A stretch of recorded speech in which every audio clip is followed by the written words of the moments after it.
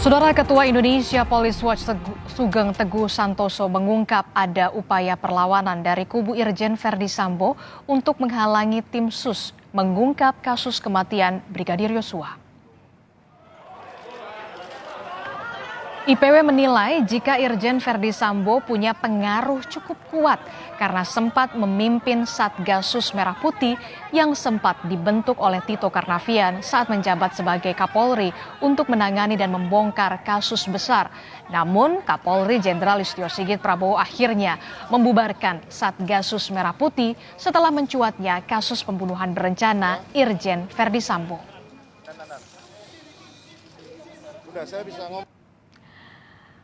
Lebih lengkap soal adanya dugaan geng Sambo di tubuh Polri, kita akan bahas bersama dengan Direktur Eksekutif Lembaga Kajian Strategis Kepolisian Lemkapid, Edi Hasibuan, dan juga ada Ketua Indonesia Police Watch Sugeng Teguh Santoso. Selamat petang, Bapak-Bapak. Selamat petang, Ibu. Mbak Aristia. Selamat sore juga. Iya, Pak, kita ke Pak Sugeng dulu. Pak Sugeng, jadi betul ada geng Sambo di tubuh Polri?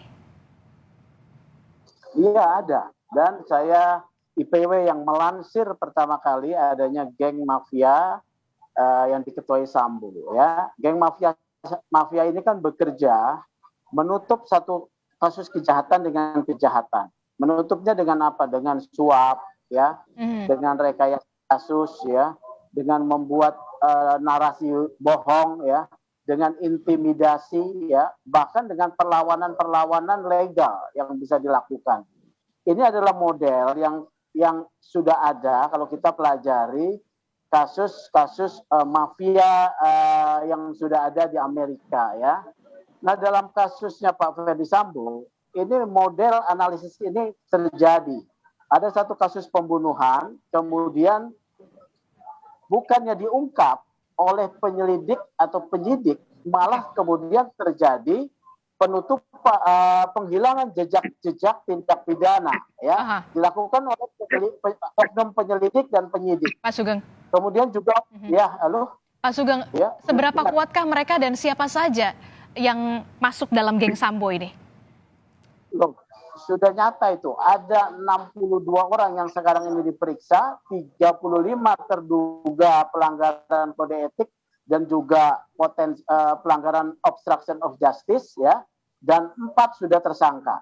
Ini sesuatu yang membelalakan mata kita, ya, bahwa ada 62 orang yang secara sadar, sukarela atau bahkan tidak cermat atau lalai terjun ke dalam jurang, ya, ke dalam jurang kegagalan dalam karirnya. Ini kan jaringan, ya. Nah, kalau ini terjadi, yang menjadi pertanyaan untuk bebenah adalah bagaimana pola relasi kekuasaan yang terjalin di antara mereka sebelum ini. Maka saya katakan ini sebagai satu geng, ya. Mereka kan melakukan menghilangkan jejak kasus pembunuhan, merusak TKP, menghilangkan barang bukti, merekayasa cerita bohong, melakukan lobby-lobby kepada pihak-pihak tertentu pada lobby tingkat tinggi, ya. Kemudian menyebarkan dana. Oh, ini kerjanya lengkap ini, ya. Bahkan mungkin akan ada perlawanan selanjutnya. Oke, ada perlawanan selanjutnya yang bisa atau dimungkinkan begitu. Dari Lemkapi, Pak Edi, tanggapannya seperti apa? Ada geng mafia Sambo di sana? Ya, saya kira kalau misalnya dibilang ada geng mafia Sambo, rasanya terlalu dibesar-besarkan Pak Sugeng, ya. Saya kira mungkin apa yang disampaikan Bapak Kapolri kemarin adalah mereka adalah oknum Polri yang menjalankan tugas, tetapi tidak profesional, ya. Artinya itulah makanya sampai saat ini ada sekitar 60 orang sudah diperiksa, kemudian ada sekitar 35 orang yang diduga ada dugaan pelanggaran etik, ya, dan saat ini masih dilakukan pemeriksaannya. Jadi kalau misalnya dibilang ada mafia Sambo, saya kira terlalu kasar juga mungkin Pak Sugeng, ya. Ya, mungkin itu pendapat kami teman-teman. Oke, jadi bisa dikatakan kalau Lemkapi, Pak Edi mengatakan terlalu berlebihan nih IPW, gimana? Ya. Pak Sugeng? Oh iya, Kalau terminologi pelanggaran kode etik itu ya, memang itu wilayahnya Irsus ya. Tapi masyarakat memerlukan satu keyword ya, keyword yang mudah dipahami. Masyarakat tidak tahu apa itu pelanggaran kode etik ya, karena itu adalah wilayah khusus. Tetapi keyword yang disampaikan dengan menyebut geng ya, mafia, dengan analisis mengidentifikasi dengan pola kerjanya, ini akan memudahkan ya masyarakat untuk memahami. Bahkan hari ini, dalam 2 hari ini, beredar dokumen ya, yang walaupun tidak jelas dokumen tersebut, bagian dari flowchart jaringan jaringan judi online yang dilindungi oleh aparat. Mereka berjejaring karena di dalam konsep analisis terhadap geng, mereka itu sistematis kerjanya, terstruktur ya. Jadi seperti itu. Jadi itu adalah keyword yang mudah dipahami. Masyarakat tidak paham itu pelanggaran kode etik apa yang dilanggar ya.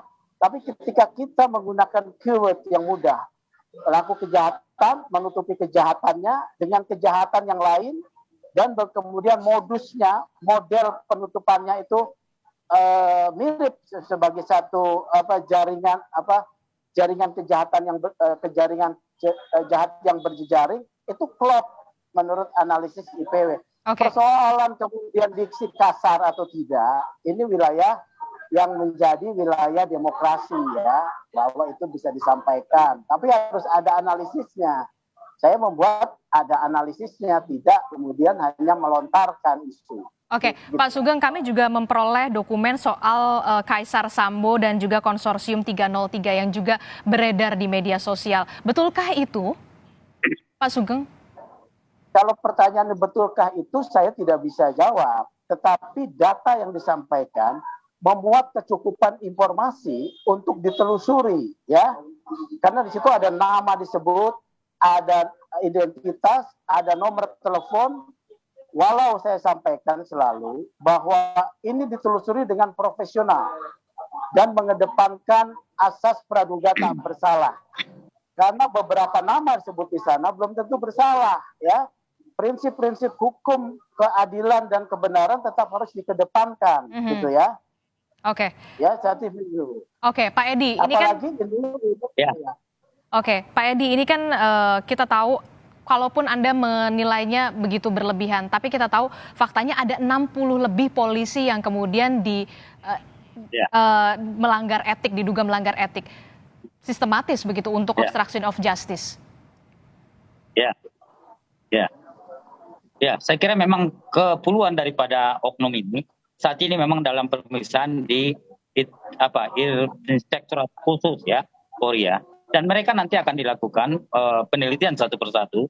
Kemudian pada akhirnya nanti mungkin akan besok atau kayaknya mungkin besok ya, Polri akan mengumumkan siapa di antara mereka yang masuk di dalam pelanggaran pidana dan mana yang menjadi pelanggaran etika ya. Saya kira memang ini akan diteliti betul mana di antara mereka, mana peran-perannya, sehingga memang ini akan memberikan suatu penjelasan kepada masyarakat bahwasanya upaya-upaya yang dilakukan oleh Polri sangat transparan dan sangat terbuka.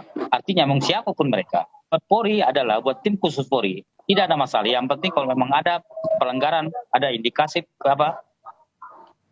unsur pidana, kemudian ada indikasi pelanggaran etika, maka mereka pun akan diproses secara hukum. Tidak akan pernah diberikan tidak akan pernah diberikan ya ruang kepada anggota atau oknum yang melakukan pelanggaran.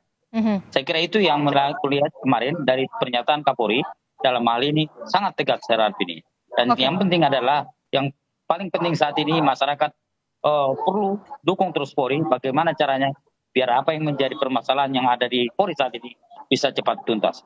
Oke, Pak Edi, kalau kita menyinggung soal konsorsium 303 yang kemudian beredar di media sosial, ini sangat kuat sekali nampaknya kalau memang itu betul. Tanggapan Anda, ada bisnis ilegal yang juga kemudian yang sistematis di sana? Ya, saya kira memang kalau dilihat daripada yang beredar saat ini di masyarakat ya, tentu itu akan menjadi perhatian Polri ya. Akan dilakukan pengecekan apakah itu betul atau tidak ya, apakah memang itu merupakan pengalian isu atau tidak. Saya kira ini akan menjadi perhatian daripada, termasuk nanti ini akan menjadi perhatian daripada tim Inspektorat Khusus Polri ya. Karena bagaimanapun juga tentu memang penyebaran terhadap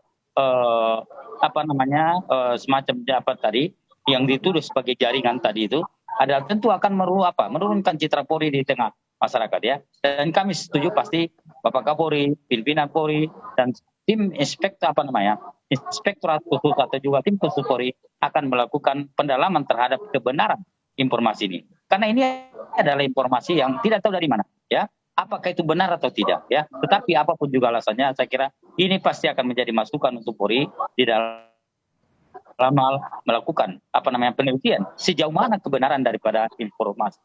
Dan kalau memang nanti misalnya ada kebenaran yang ada ditemukan unsur kebenaran, tentu akan Polri akan memberikan tindakan tegas. Saya kira tidak akan pernah diberikan tempat, sebagaimana melihat daripada janji Kapolri, bahwasanya semua oknum, bukan hanya bintara, bukan hanya perwira ya menengah, tetapi jenderal sekalipun kalau memang dia terbukti akan diberikan tindakan. Pak Sugeng, ini kalau betul memang konsorsium 303 ini membeki dalam tanda kutip dugaan bisnis ilegal, bahkan kemudian menjadi ada dugaan FS dijadikan Kapolri di 2024.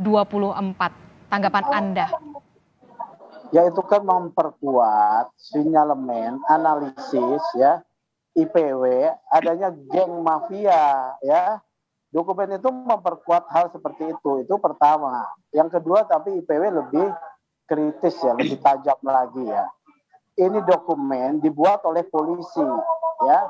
Model pemaparan seperti ini adalah pemaparan yang dilakukan oleh polisi dalam satu upaya pemaparan kasus-kasus. Yang kedua, saya rasa ini dibuat dalam tanda kutip lawan dari kelompok Sambo di internal. Mereka mau menggusur Sambo dan kelompoknya ini ya, dengan cara-cara seperti ini ya, dengan cara penggalangan suara publik, karena dokumen ini beredar tanpa jelas siapa yang mengedarkannya. Saya tidak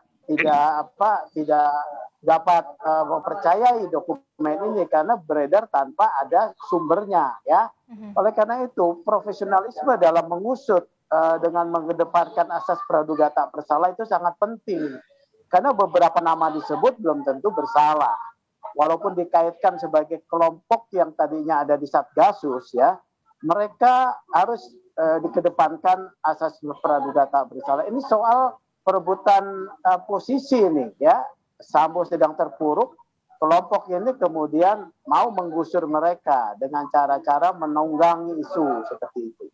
Oke, Satgasus Merah Putih memang sudah dibubarkan oleh Kapolri. Ini artinya juga ada sinyalemen untuk komitmen dari Polri untuk bersih-bersih di internalnya sendiri.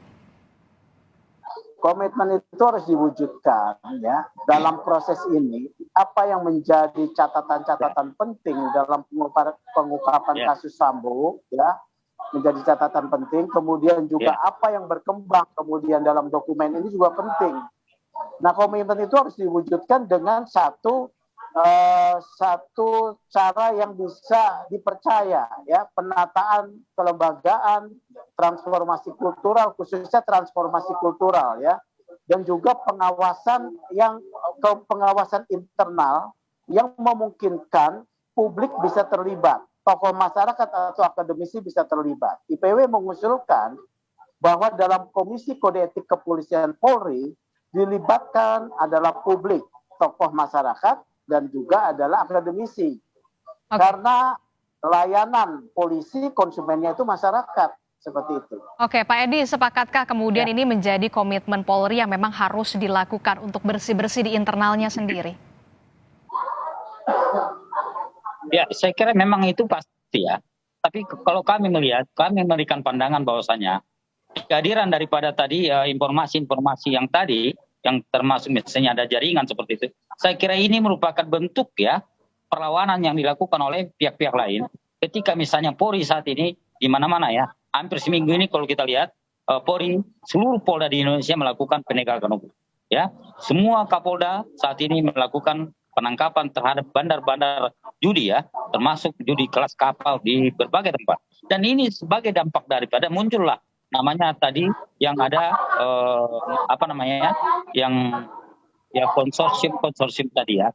Saya kira ini merupakan bentuk daripada dampak daripada penegakan hukum yang dilakukan oleh Polri. Dan kami yakin sekali dengan adanya kondisi seperti ini, tentu ini akan membuat Polri semakin melakukan penambahan introspeksi ya. Kita lihat saat ini kalau walaupun misalnya ada disampaikan Bang Sugeng tadi bahwasanya puluhan melakukan perlawanan, tapi kami yakin sekali bahwasanya Polri saat ini sangat solid ya, dan tidak akan pernah ragu untuk melakukan tindakan tegas terhadap siapapun juga. Jika memang ada yang melakukan perlawanan, dia pasti akan diproses secara hukum dan tidak akan pernah ragu pimpinan Polri dalam hal ini. Oke, kita ke Pak Sugeng. Pak Sugeng, polisi besok akan mengumumkan soal hasil otopsi dan juga penyidikan baru soal kasus Brigadir Yosua. Apa yang Anda lihat di sini? Singkat saja. Janji mereka kan paling lama 4 minggu ya, 8 minggu, dan ini ternyata sudah lebih cepat. Saya rasa ini sesuatu yang penting karena soal otopsi IPW yang selalu mendorong lebih awal-awal ya. Ini akan membantu pengungkapan kasus dalam hal pembuktian sebab kematian daripada Brigadir Yosua ya. Tembakan tersebut ya, apakah akan menepis soal tembak menembak, ini juga akan dipastikan melalui otopsi. Otopsi ini menjadi satu alat bukti penting untuk bisa jadi dasar ke pengadilan. Apresiasi untuk tim forensik yang telah bekerja menyelesaikan laporannya gitu ya. Oke, kita akan tunggu kemudian besok seperti apa pengumuman dari penyidikan kasus Brigadir Yosua, termasuk juga pengumuman soal hasil otopsi ulang dari Brigadir Yosua. Terima kasih Ketua IPW Sugeng Teguh Santosa dan juga ada Ketua dari Lengkapi Edi Hasibuan telah bergabung bersama kami dalam Kompas Petang. Sehat-sehat selalu Bapak-Bapak.